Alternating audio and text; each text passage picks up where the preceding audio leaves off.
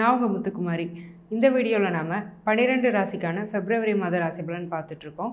அதுக்கு முன்னாடி நம்ம சேனல் நீங்கள் சப்ஸ்கிரைப் பண்ணலைன்னா சப்ஸ்கிரைப் பண்ணிக்கோங்க, பெல் ஐக்கனை ப்ரெஸ் பண்ணிக்கோங்க. அதில் ஆல் அப்படின்னு ஒரு ஆப்ஷன் இருக்கும், அதை மறக்காமல் கொடுத்துக்கோங்க. ஸோ 12 ராசி அடிப்படையில் இப்போ நம்ம பார்க்க போகிற ராசி தனுசு ராசி. 9th காலபுருஷனுக்கு 9வது ராசி தனுசு. ஸோ குருவுடைய ராசி. ஆல்ரெடி குரு வந்து நல்ல பொசிஷனில் தான் இருக்கிறாரு. தனுசுக்கு 5ல், அதாவது மேஷத்தில் இருக்கிறாரு. 5ல் இருக்கிறது மட்டும் இல்லாமல் குரு தனக்கு ரொம்ப பிடிச்ச அதிநட்பு கிரகமான செவ்வாயோட வீட்டில் இருக்கிறாரு. பொதுவாக விருச்சிகம் வந்து குருவுக்கு வந்து அதிநட்பு ஸ்தானம், அதோட ஸ்தானாதிபதி செவ்வாய் தான். ஸோ ராசி அதிபதி குருவே ரொம்ப ஃபேவரபுளாக இருக்கிறாரு. ஃபர்ஸ்ட் ஆஃப் ஆல் இது ஒரு வருட கிரகம். இந்த மந்த்லி ப்ரெடிக்ஷனில் வந்து எப்படி இருக்குன்னா, ராசியில் சுக்ரன், புதன் வந்து பிப்ரவரி 1ஆம் தேதி 2க்கு போகிறாரு, 2ஆம் இடத்துக்கு போகிறாரு. புதன் யாருன்னா 10ஆம் அதிபதி, கரியர் பிளானட், 2க்கு போகிறது நல்ல விஷயம். அதே மாதிரி ராசியில் சுக்ரன், செவ்வாய். ஸோ செவ்வாய் வந்து ரொம்ப நல்ல கிரகம், ராஜ கிரகம். அப்போ என்ன ஆகுதுன்னா, இந்த குருவும் செவ்வாயும் ஒருத்தர் வீட்டில் இன்னொருத்தர் இருக்கிறாங்க. ஸோ அப்போ 2 பேருமே ஈக்குவலாக பலமாகக்கூடிய ஒரு மாதம். ஸோ இந்த தனுசு ராசிக்கு 2 ராஜயோக கிரகங்கள், செவ்வாயும் குருவும் 2 பேருமே பலமாக உட்காந்துருக்கக்கூடிய ரொம்ப ரொம்ப ஒரு பாசிட்டிவான ஒரு நல்ல மாதம்தான் இந்த மாதம். ஆனால் 3ஆம் இடத்துல சூரியனும் சனியும் இருக்கிறதுனால ஏதாவது அட்வென்ச்சர் பண்ணுறேன் அப்படி இப்படின்னு பண்ணி எங்கேயாவது அடி வாங்குறதுக்கு வாய்ப்பு இருக்குது. கீழே பல்ட்டி அடிக்கிறேன், நான் டைவ் அடிக்கிறேன், நான் ஸ்விம்மிங் கற்றுக்கிறேன், நான் காரில் 8 போடுறேன், 8 போட்டால் பரவாயில்ல, நான் ரிவர்ஸில் 8 போடுறேன்னு புதுசாக ஒன்று பண்ணுவீங்க. பண்ணி அது எங்கேயாவது அந்த காருக்கோ உங்களுக்கோ சின்ன சின்ன டேமேஜை கொடுக்கறதுக்கான வாய்ப்பு இருக்குது. அப்போது இந்த அட்வென்ச்சர்ஸ்லாம் பண்ணக்கூடாது.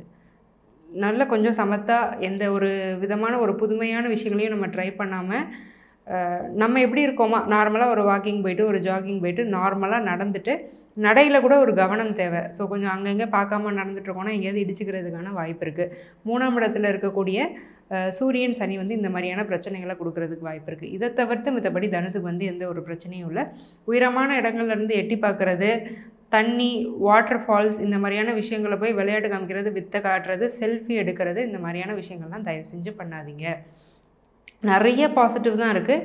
ஏன் இவ்வளோ தூரம் பயமுறுத்துறேன்னா, அந்த 3ஆம் இடத்துல இருக்கக்கூடிய சூரியனும் சனியும் இந்த மாதிரியான ஒரு வேளை தசாபுத்தியும் ஃபேவரபுளாக இல்லாத ஒரு சில தனுசு ராசிக்காரங்களுக்கு இந்த மாதிரியான பலன்கள் நடக்கிறதுக்கான வாய்ப்பு இருக்குது. அதனால் இதில் மட்டும் கொஞ்சம் கவனமாக இருந்துக்கோங்க. சரி, ஓகே. எங்களுக்கு வந்து ஒவ்வொரு செக்டாருக்காக சொல்லுங்கள் எப்படி இருக்குது அப்படின்னு. ஃபஸ்ட்டு வந்து நம்ம தொழில் எடுத்துக்கலாம்.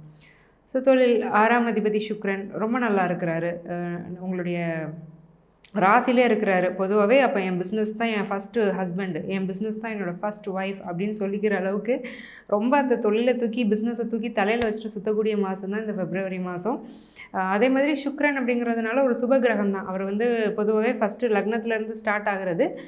நீங்கள் ரொம்ப நாளாக உங்கள் பிஸ்னஸில் இம்ப்ளிமெண்ட் பண்ணணும்னு நினச்ச விஷயங்களும் இம்ப்ளிமெண்ட் பண்ணலாம்.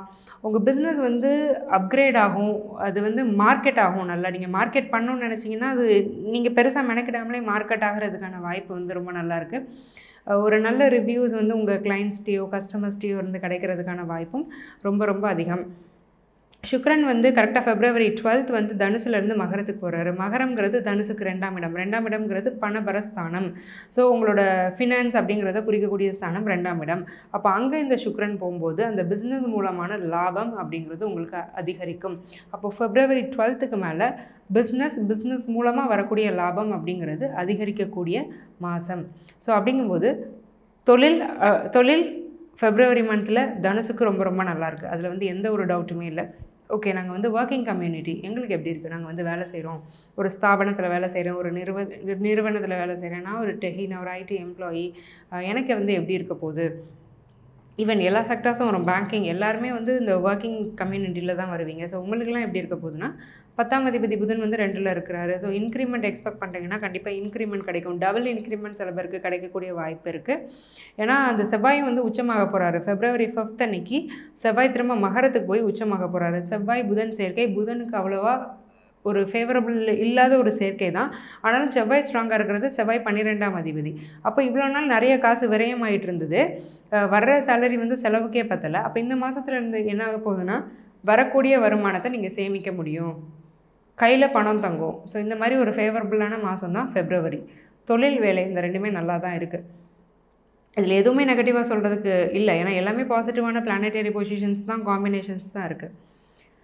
சரி, நாங்கள் கல்யாணம் பண்ணிக்கலான்னு இருக்கோம். எங்களுக்கு எப்படி இருக்குது? ரொம்ப நல்லாயிருக்கு. 2ஆம் இடத்துல புதன் கூட செவ்வாய் இருக்கிறதுனால ஜாதகம் பார்த்து கல்யாணம் பண்ண வேண்டியது ரொம்ப அவசியம். மத்தபடி பெருசாக வந்து எந்த ப்ராப்ளமும் இல்லை. நீங்கள் அலையன்ஸ் பார்த்தீங்கன்னா கூட, இவ்வளோ நாள் நான் அலையன்ஸ் பார்க்குறேன், அலையன்ஸே வரலை, எனக்கு பொண்ணு வீட்டு காலே வரல, மாப்பிள்ளை வீட்டிலேருந்து காலே வரல, வந்தால் தானேங்க பொருந்தது பொருந்தலைன்னு சொல்கிறதுக்கு அந்தளவுக்கு டம்பாக போயிட்டுருக்கு மேட்ரிமோனி அப்படின்லாம் நீங்கள் பேசிகிட்டு இருந்தீங்கன்னா, இந்த மாதம் உங்களுக்கு நிறைய ரெக்வெஸ்ட் வரும். மேட்ரிமோனியல் ரெக்வெஸ்ட் அப்படிங்கிறதுலாம் உங்களுக்கு நிறைய வர்றதுக்கான வாய்ப்பு இருக்குது. அதில் நீங்கள் உங்களோட பார்ட்னரை சூஸ் பண்ணலாம். ஏன்னா உங்கள் பார்ட்னரை கூட இது உங்களுக்கு கண்ணில் காட்டக்கூடிய ஒரு மாதமாக தான் இருக்கும். தசாபுத்தி ஃபேவரபுளாக இருக்கக்கூடிய பட்சத்தில் இது நடக்கும்.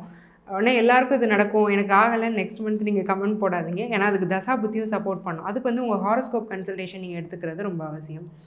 சரி, ஓகே. இப்போ நான் தனுசு ராசி, நான் ஒரு எல்டர்லி பர்சன், நான் என்னோடய பசங்களுக்கு வந்து அலையன்ஸ் பார்த்துட்ருக்கேன். ஃபிக்ஸ் ஆகுமா? உங்களோட பசங்களுக்கான மாதம் தான் இது. பொதுவாக தனுசு ராசிக்காரங்களோட பசங்களுக்கு இந்த தனுசு ராசிக்காரங்களோட கோச்சாரம், அதாவது ஜென்ரல் ப்ரெடிக்ஷனுங்கிறது நல்ல ஃபேவரபுளாக இருக்கும். ஸோ உங்கள் பசங்களுக்கு வந்து நீங்கள் அலையன்ஸ் பார்க்குறீங்க அப்படின்னா இந்த மந்தில் கண்டிப்பாக ஃபேவரபுளாக இருக்குது. ஏன்னா ஃபெப்ரவரி ஒரு வேலண்டைன் மந்த் ஆல்ரெடி. ஸோ அதனால் அவங்களுக்கு டிசைர்ஸ்க்கு பிடிச்ச மாதிரியான ஒரு அலையன்ஸே வந்து கிடைக்கிறதுக்கான வாய்ப்பு வந்து ரொம்ப ரொம்ப அதிகம். ஸோ நீங்கள் உங்கள் குழந்தைங்களோட கல்யாண வாழ்க்கையை நினச்சி ரொம்ப நாளாக கஷ்டப்பட்டுட்ருக்கீங்க, ஆப்டான ஜோடி கிடைக்கலையே நீங்கள் கஷ்டப்பட்டுட்ருக்கீங்கன்னா இந்த மந்த் அதுக்கு உங்களுக்கு ஒரு நல்ல தீர்வை வந்து கண்டிப்பாக கொடுக்குங்க. சரி, ஓகே. நாங்கள் வந்து குழந்தைக்கு ட்ரை பண்ணிகிட்ருக்கோம். எங்களுக்கு புத்திரஸ்தானம் எப்படி இருக்குது? குரு நல்லா இருக்கிறாரு. ஸோ ஆல்ரெடி சொன்ன மாதிரி ஹையஸ்ட் கன்சீவிங் ரேட் வந்து தனுசுக்கு இருக்குது.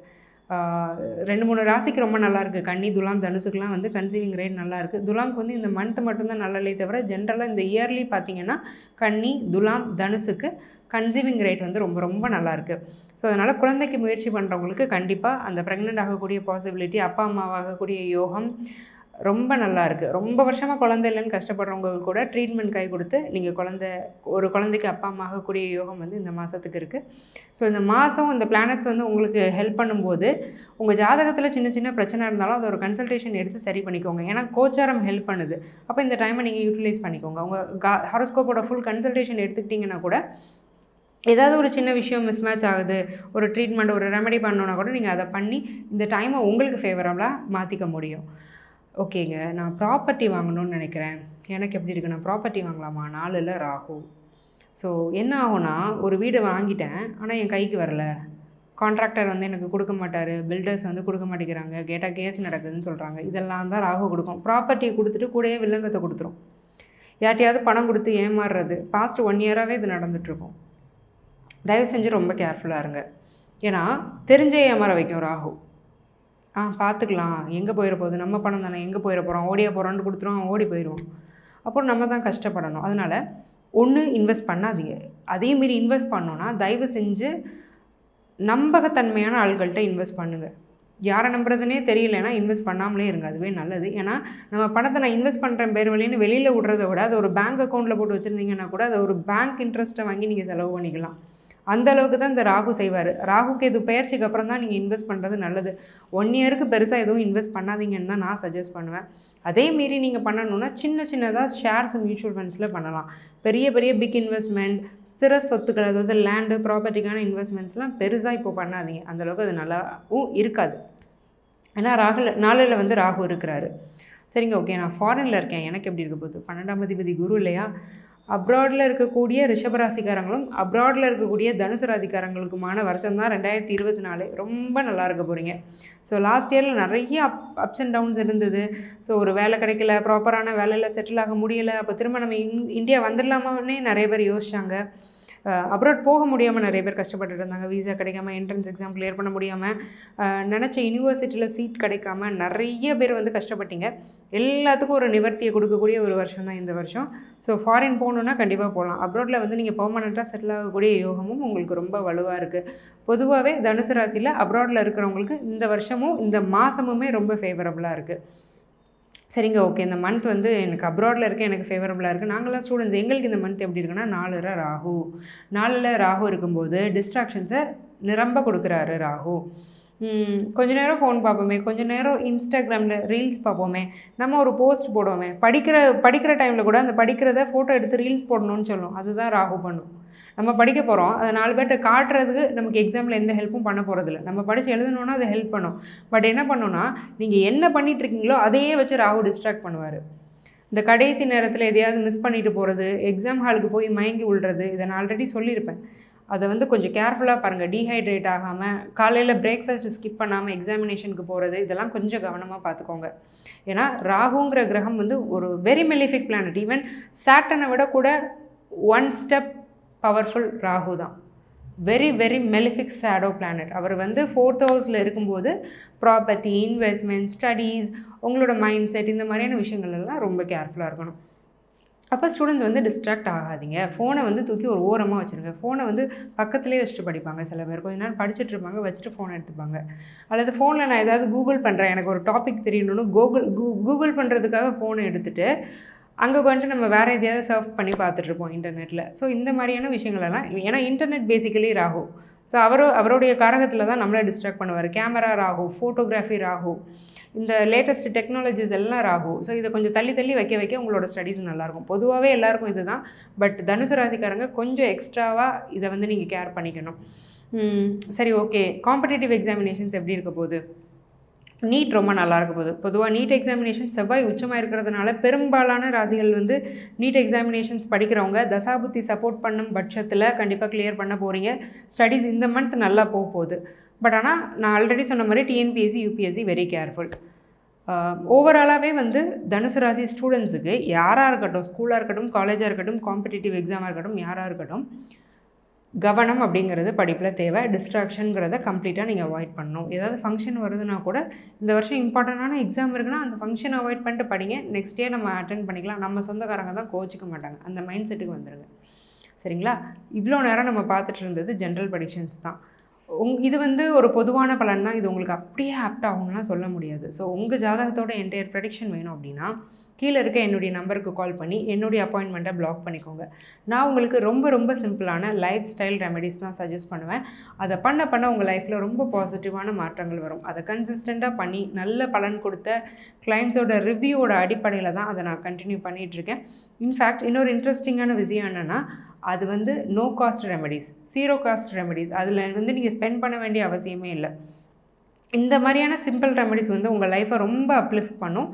ஸோ இதெல்லாம் நீங்களும் அனுபவித்து நல்ல பெனிஃபிட் ஆகணும்னு நான் வேண்டிக்கிறேன். ஆல் த வெரி பெஸ்ட் தனுசு. நன்றி, வணக்கம்.